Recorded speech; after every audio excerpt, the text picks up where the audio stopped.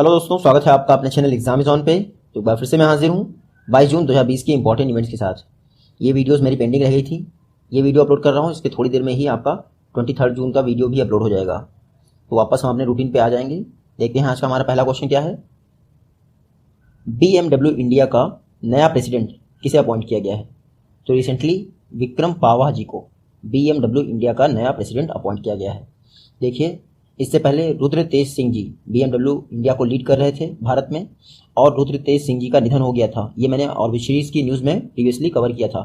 अब नए प्रेसिडेंट कौन हो गए हैं BMW इंडिया के? तो ये हैं आपके विक्रम पावा जी, आप याद रखिएगा। एक क्वेश्चन देखते हैं। TS वेदर ये ऐप किस स्टेट गवर्नमेंट के द्वारा लॉन्च किया गया है? तो TS वेदर थोड़ा सा गेस कर सकते हैं आप, तेलंगाना द्वारा लॉन्च किया गया है। तेलंगाना गवर्नमेंट ने TS वेदर नाम का मोबाइल ऐप लॉन्च किया है। पर्पस क्या है? जो फार्मर्स हैं तेलंगाना के, उनको रियल टाइम वेदर की इन्फॉर्मेशन प्रोवाइड करने के लिए ये ऐप लॉन्च किया गया है। तो आप याद रखिएगा। बात करते हैं तेलंगाना की, तो आप मैप में देख लीजिए तेलंगाना।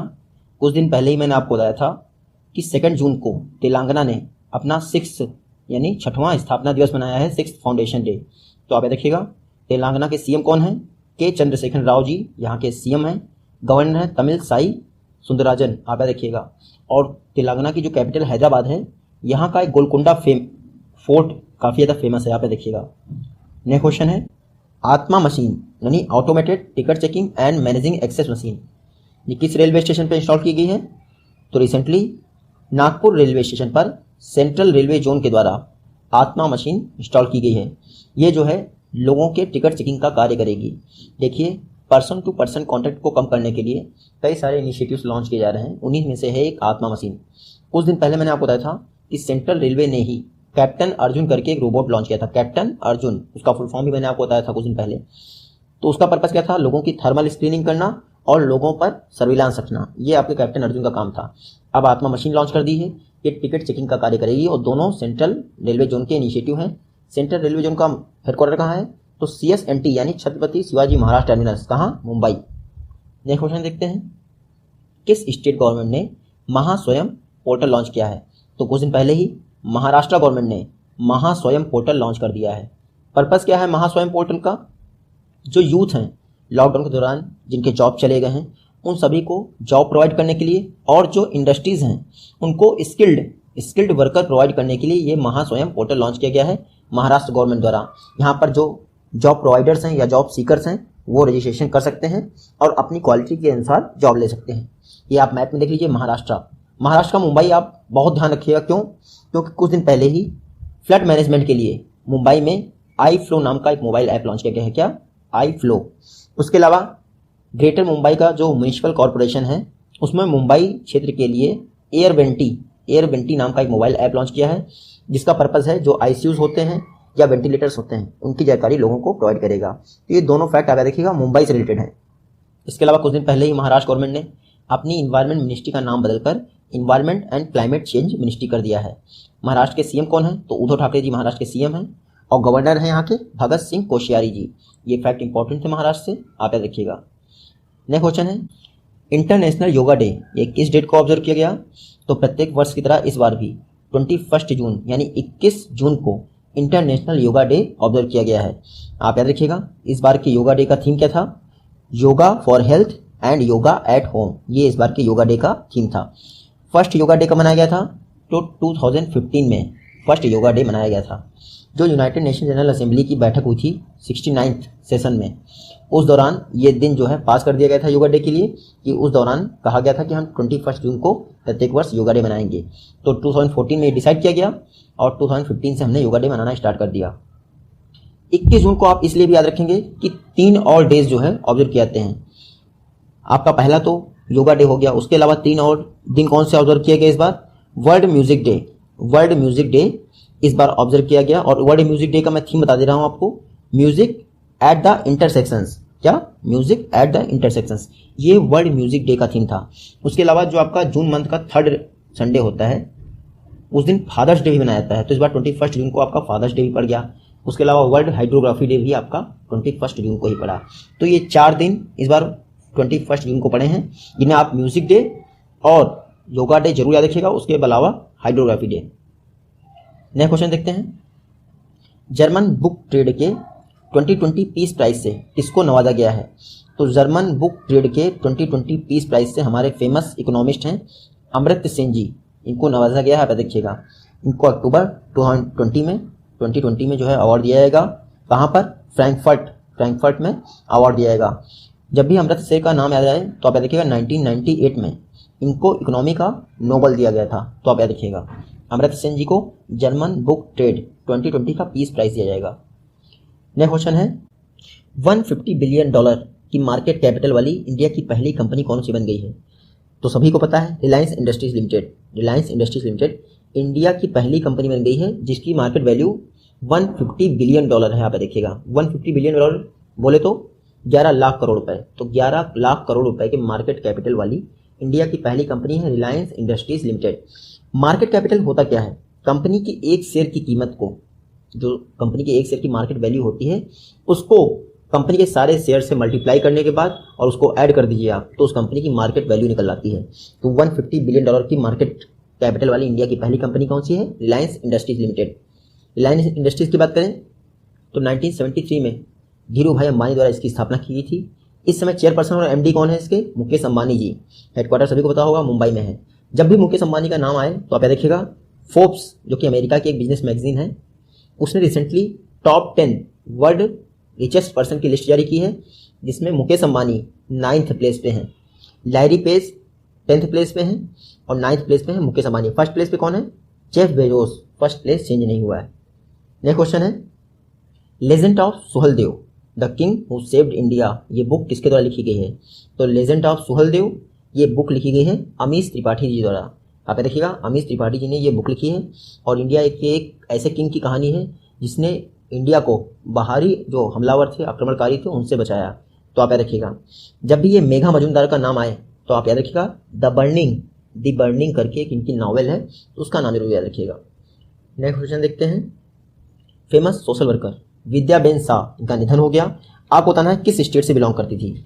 तो विद्याबेन शाह, ये है विद्याबेन शाह, ये गुजरात से बिलोंग करती थी। आप याद देखिएगा, और ये क्या थी आपको ये भी याद रखना है, सोशल वर्कर थी विद्याबेन शाह। इनका निधन हो गया है, तो प्लीज आप याद रखिएगा 1992 में इनको पद्मश्री से सम्मानित किया गया था। तो ये भी एग्जाम में क्वेश्चन बन सकता है, क्योंकि एग्जाम में आजकल कुछ भी पूछते हैं। नेक्स्ट क्वेश्चन है, आपको बताना है कोरोना वॉर्न नाम का मोबाइल ऐप किस यूरोपियन कंट्री ने लॉन्च किया है? तो कुछ दिन पहले ही जर्मनी ने कोरोना वॉर्न नाम का एक मोबाइल ऐप लॉन्च कर दिया है। सेम आरोग्य सेतु जैसे फीचर हैं इसके। आरोग्य सेतु क्या करता है? ब्लूटूथ टेक्नोलॉजी का यूज करता है और आपकी लोकेशन का।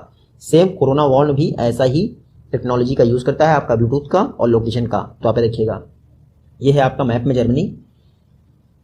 जर्मनी की बात करें तो इसकी चांसलर, जैसे हमारा पीएम होते हैं वैसे यहाँ चांसलर होती हैं, एंजेला मर्केल इसकी चांसलर हैं। कैपिटल है इसकी बर्लिन, आप देख पा रहे होंगे बर्लिन। और करेंसी क्या है? यूरो। जब भी जर्मनी आपका देख पा रहे हैं तो यहाँ पे आप यूके भी देख पा रहे होंगे, United kingdom. First European country हो गई है यूनाइटेड किंगडम, जिसने एंटी रेसिज्म कमीशन बनाया था। ये मैंने आपको पढ़ाया है। यूके जो है फर्स्ट यूरोपियन कंट्री हो गई है जिसने एंटी रेसिज्म कमीशन बनाया है। और कोरोना वॉर्न ऐप किससे रिलेटेड है? जर्मनी से। तो आप देखिएगा। नेक्स्ट क्वेश्चन है, ओला कैब ने अपनी इमरजेंसी सर्विसेज किस स्टेट में रिसेंटली लॉन्च की है? तो ओला कैब ने तमिलनाडु में अपनी इमरजेंसी सर्विसेज लॉन्च कर दी है। क्यों तमिलनाडु में? क्योंकि चेन्नई में वापस से लॉकडाउन लगा दिया गया है, क्योंकि वहाँ कोरोना के केसेस बहुत बढ़ रहे थे। तमिलनाडु गवर्नमेंट ने चेन्नई में लॉकडाउन लगा दिया, जिसकी वजह से ओला कैब ने तमिलनाडु में अपनी इमरजेंसी सर्विसेज स्टार्ट की है। इसमें क्या होगा? एयरपोर्ट, रेलवे स्टेशन, हॉस्पिटल, यहाँ जाने के लिए आपको ओला कैब जो है इमरजेंसी सर्विस प्रोवाइड करेगी। तो आप याद रखिएगा, ये है मैप में तमिलनाडु, आप यहाँ से देख सकते हैं। बात करते हैं वापस ओला कैब की। तो ओला कैब की स्थापना कब हुई थी? 2010 में। देखिए, फाउंडर एंड सीईओ इसके कौन थे? भावेश अग्रवाल। सीईओ मतलब चीफ एग्जीक्यूटिव ऑफिसर। और ओला कैब का हेडक्वार्टर कहाँ है? बेंगलुरु में। तो आप इतना याद रखिएगा।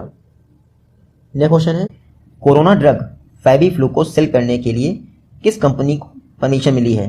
तो रिसेंटली ग्लेनमार्क फार्मा पहली कंपनी बन गई है इंडिया में जिसको फैबीफ्लू, जो कि एक कोरोना ड्रग के तौर पर रिप्रेजेंट की जा रही है, उसको सेल करने की अनुमति मिल गई है इंडिया में। देखिए, drug controller general of India ने ग्लेनमार्क को परमिशन दे दी है कि वो फैबीफ्लू को कोरोना ड्रग के तौर पे सेल कर सकता है। लेकिन आप याद रखिएगा, इसको सिर्फ हल्के और मीडियम लक्षण वाले जो सिम्टम्स हैं, हल्के हों या फिर मीडियम हो, उन्हीं पेशेंट के लिए अवेलेबल किया जाएगा। तो आप देखिएगा, ग्लेनमार्क को परमिशन मिल गई है DCGI यानी drug controller general of India द्वारा। ग्लेनमार्क की बात करें तो इसका हेडक्वार्टर मुंबई में है और इसके सीईओ चीफ एग्जीक्यूटिव ऑफिसर हैं ग्लेन मारियो सल्दाना। क्या? ग्लेन मारियो सल्दाना। नया क्वेश्चन है, भारत को अम्फान साइक्लोन और कोरोना से निपटने के लिए किस कंट्री ने 200 मिलियन यूरो प्रोवाइड करने की घोषणा की है? तो रिसेंटली फ्रांस ने कहा है कि वो भारत को अम्फान साइक्लोन से हुए क्राइसिस और कोरोना से हुए क्राइसिस से निपटने के लिए 200 मिलियन यूरो प्रोवाइड करेगा। ये आप यहाँ देख सकते हैं, फ्रांस ने कहा है कि जो अम्फान साइक्लोन आया था इंडिया में, जिसका नाम किसके द्वारा दिया गया था? थाईलैंड के द्वारा, और जो भी कोरोना क्राइसिस इंडिया में हो रहा है जिसकी वजह से हमारे यहाँ लोगों की जान जा रही है, उससे निपटने के लिए और उससे रिलेटेड इंफ्रास्ट्रक्चर डेवलप करने के लिए फ्रांस इंडिया को 200 मिलियन यूरो प्रोवाइड करेगा, डॉलर नहीं। यहाँ पे देखिएगा, फ्रांस की बात करें तो आप यहाँ मैप में देख सकते हैं फ्रांस, पेरिस है इसकी कैपिटल, यहाँ पे एफिल टावर है आपका। प्रेसिडेंट कौन है इसके? इमैनुअल मैक्रोन प्रेसिडेंट हैं। और करेंसी आप देखिएगा, यूरो और CFP फ्रैंक, ये दोनों करेंसी आपका फ्रांस यूज करता है। कभी आपसे एग्जाम में पूछ लें कि इंग्लिश चैनल दो किन कंट्रीज के बीच में है, तो यूके और फ्रांस के बीच में होता है आपका इंग्लिश चैनल। नया क्वेश्चन देखते हैं, रिसेंटली किस एंटिटी ने इंडिया की फर्स्ट क्लाइमेट चेंज रिपोर्ट जारी की है? तो इंडिया की फर्स्ट क्लाइमेट चेंज रिपोर्ट जारी की गई है मिनिस्ट्री ऑफ अर्थ साइंसेज द्वारा। मिनिस्टर कौन है?